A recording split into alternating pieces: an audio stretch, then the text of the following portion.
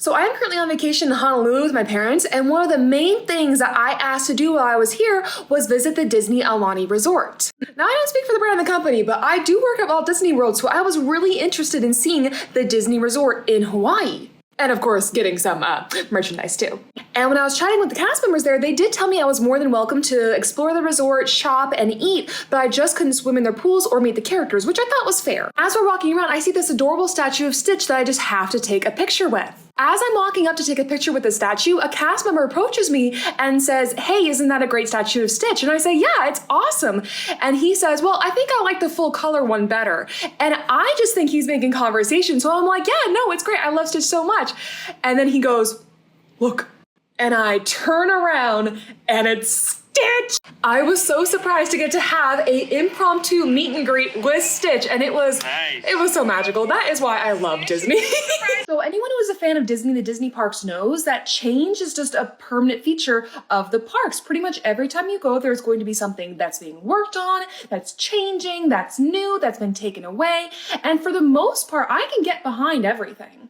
I love seeing all the changes and improvements and new things that they're adding to the parks, but there is one thing that I will never forgive Disney for taking away, and that is Club Villain. This place was seriously so cool. It cost $130 per person, but for that amount of money, you got a dinner show, a meet and greet with a bunch of villains, all you could eat buffet, all you could drink bar if you were 21 or over, and it was hosted by the Shadow Man himself, Dr. Facilier. Now, Dr. Facilier didn't have his own meet and greet, I believe, but there were 4 villains who had their own stage-like setups where you could go and meet them. And that was Cruella de Vil, Maleficent, the Evil Queen, and the Queen of Hearts. Now, I only went to this event one time with a group of friends, and we all chose different villains to Disneybound as. So here we're meeting Maleficent, and just look at how cool and intricate her backdrop was.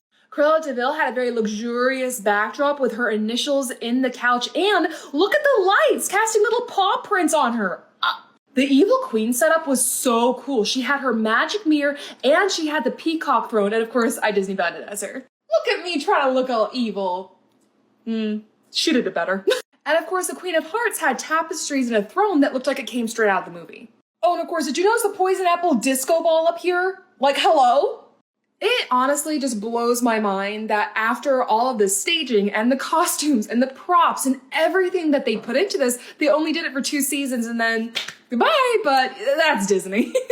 Now, I will admit that one big flaw of this event was the fact that it took place in Hollywood Studios and you had to have a ticket to Hollywood Studios to go to the event, which wasn't really a problem for annual pass holders, which I was at the time, but for people who were just trying to do maybe this event who didn't realize that on top of the $130, and I think it became a little bit more expensive the second season, on top of the about $130 cost of just the event, you also had to buy a ticket to the park. So that might have been an issue.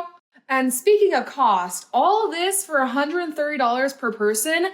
I know it's a lot of money, but where else in Orlando are you getting drinks, a show, meet and greets, all of this for $130? Like, honey, at this level of quality, please. Regardless though, I still miss this so much because it was as close to an adult-only event as you could really get at Disney. Yes, there were kids here, but it cost the same amount for kids to go as adults, so there definitely weren't that many. And it was just so fun and so cool and just such a great time. So if this ever comes back, I'm going to be first in line.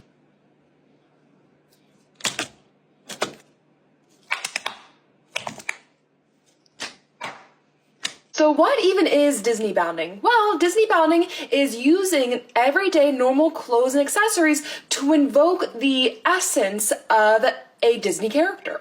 So for example, if I want to Disneybound a Snow White, I wear a red headband, blue shirt, and some kind of yellow pant or skirt, and boom, I've taken some of the key points of Snow White's look and translated it into normal everyday clothing. If you are above the age of 14, unfortunately, you simply are not allowed to wear a full costume of a Disney character to the Disney theme parks. The only exceptions where adults can wear costumes is during Mickey's Not So Scary Halloween Party, Mickey's Very Merry Christmas Party, or when you are dressing up as certain Star Wars characters due to the whole Star Cruiser thing, but that's another story. Those events only happen at certain points throughout the year, and if you want to go and still feel part of the magic as someone over the age of 14, Disneybounding can be a really fun way to do that. If you're wondering why adults can't wear costumes to Disney on normal days, It's because of a couple key reasons: character integrity and safety. Disney already has characters that you can meet when you go to their parks. And when it comes to those who are older, we can look at someone dressed up as Cinderella and say, that's not really Disney Cinderella.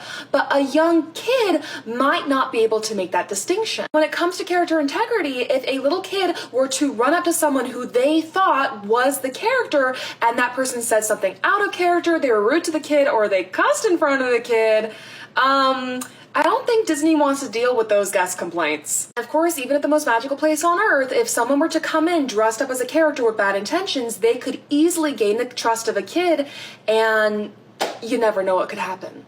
So that is why people who are above the age of 14 can Disneybound instead of dressing up in costume and still feel like they're part of the magic and have fun at the parks. Hello friends, I'm back with another Disneybounding story. So I always say that when you want to start Disneybounding, the best thing to do is to look into your own closet, and also when you're going out shopping, if you see a piece of clothing that you like and it also reminds you of a character, then maybe think about how you could tie that in and make it into a Disneybound. And one day I was out shopping and I found this kind of fun little corsety type thing, and it reminded me a little bit of the top that Aurora wears when she's Briar Rose in the forest. So I found a little brown shirt to put under it, and I went closet shopping in my bonus mom's closet and found a skirt and scarf to put over my head to kind of mimic her scarf. And overall, I think the effect turned out pretty good. Sleeping Beauty absolutely loved it.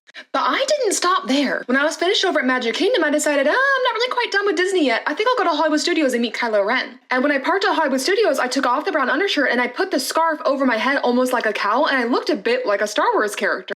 Like, I don't know about you, but this gives me young Padawan and training vibes. But do remember that in the end, Disneybounding is all about feeling like you're part of the magic and just having fun. So another thing that I love about Disneybounding is sometimes the cast members love it just as much as the characters. There was one time I was Disneybounding with a group of friends to Magic Kingdom, and we were all different princesses. I'm sure it comes as a surprise to no one that I was Disneybounding Snow White.